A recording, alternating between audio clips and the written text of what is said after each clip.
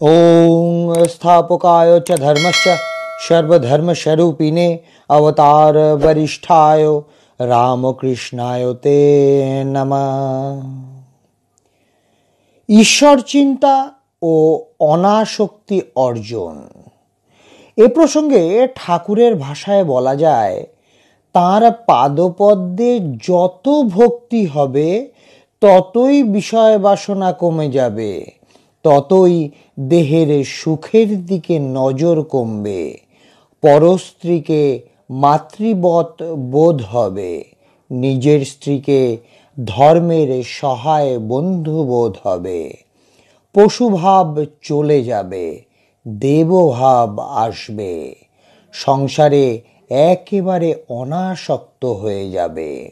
তখন সংসারে যদিও থাকো, জীবনমুক্ত হয়ে বেড়াবে। রামকৃষ্ণ মঠ ও মিশনের দ্বাদশ অধ্যক্ষ পূজনীয় স্বামী ভূতেশানন্দজি মহারাজের আলোচনায় শ্রী শ্রী রামকৃষ্ণ কথামৃত প্রসঙ্গ। দক্ষিণেশ্বরে ভক্ত সঙ্গে ঠাকুরের ঈশ্বর প্রসঙ্গ চলছে। ঠাকুর বলছেন, সংসারীরা বলে কেন কাম কাঞ্চনে আসক্তি যায় না। ভক্তের মনে সাধারণত প্রশ্ন জাগে, কেন বিষয়াসক্তি মন থেকে যায় না। ঠাকুর বলছেন, যদি একবার ব্রহ্মানন্দ পায় তাহলে ইন্দ্রিয় সুখ ভোগ করতে বা অর্থ মান সম্ভ্রমের জন্য আর মন দৌড়ায় না। একরকম বৈরাগ্য আছে, যেখানে মনকে বিষয় থেকে দূরে রাখার জন্য চেষ্টা করে সংযম অভ্যাস করতে হয়। ঠাকুরের ভাষায় নাক মুখ টিপে বৈরাগ্য। কোনো রকম করে ইন্দ্রিয়কে বিষয় থেকে নিবৃত্ত করলে কিছুটা ফল হয়, কিন্তু আসক্তি দূর হয় না। তাই প্রশ্ন ওঠে, এই আসক্তি দূর করার উপায় কি? উপায় গীতায় বলেছে, পরম তত্ত্বকে দর্শন করলে সেই ভোগাসক্তি নিবৃত্ত হয়। তাকে দর্শন করলে, লাভ করলে ইন্দ্রিয়াসক্তি যায়। কেন যায়? তার উত্তর ঠাকুর অন্যত্র দিয়েছেন। বিষয় একটি ছোট চুম্বক ও ভগবান একটি বড় চুম্বক। যদি দুদিকে দুটোই চুম্বক রাখা যায়, তাহলে মন কোন দিকে যাবে? যে চুম্বকের শক্তি বেশি সেটিই আকর্ষণ করবে। ভগবান সেই রকম বড় চুম্বক। যদি জীব তার দিকে আকর্ষণ বোধ করে, তাহলে আর অন্যদিকে মন দিতে পারবে না। ভগবতে একটি সুন্দর কবিত্বময় বর্ণনা আছে। ভগবান যখন বংশীধ্বনি করছেন, তখন গোপীগণ স্ব স্ব গৃহকর্ম পরিত্যাগ করে তাঁর দিকে ছুটে গেলেন। কেউ রন্ধনে ব্যাপৃতা ছিলেন, কেউ পতি সেবা করছিলেন, কেউ সন্তানকে স্তন্যপান করাচ্ছিলেন, কেউ প্রসাধনরতা ছিলেন।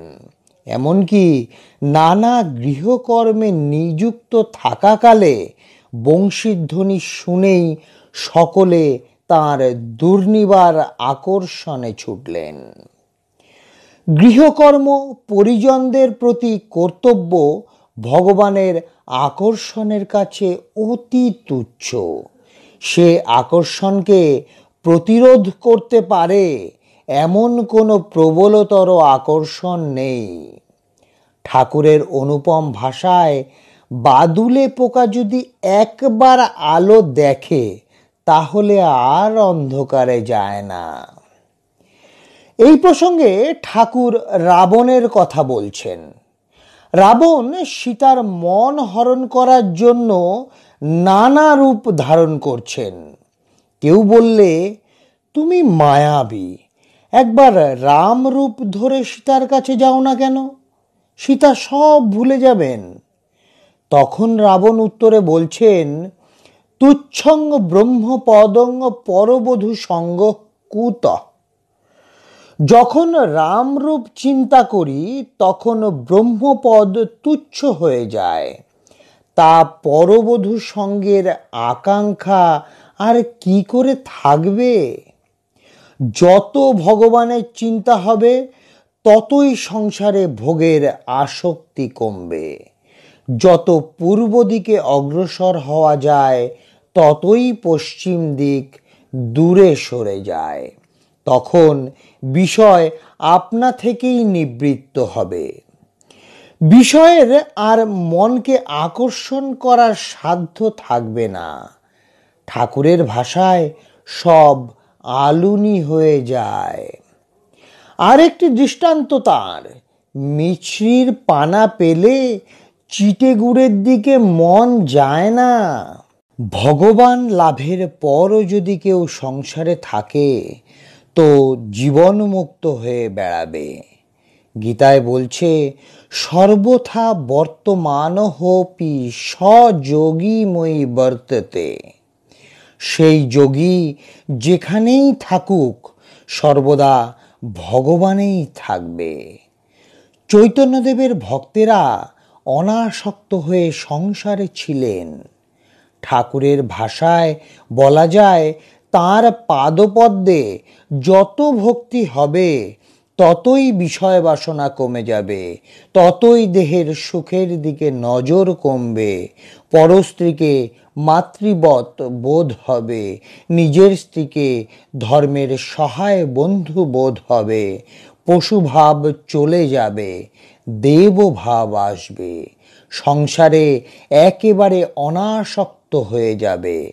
তখন সংসারে যদিও থাকো জীবন মুক্ত হয়ে বেড়াবে।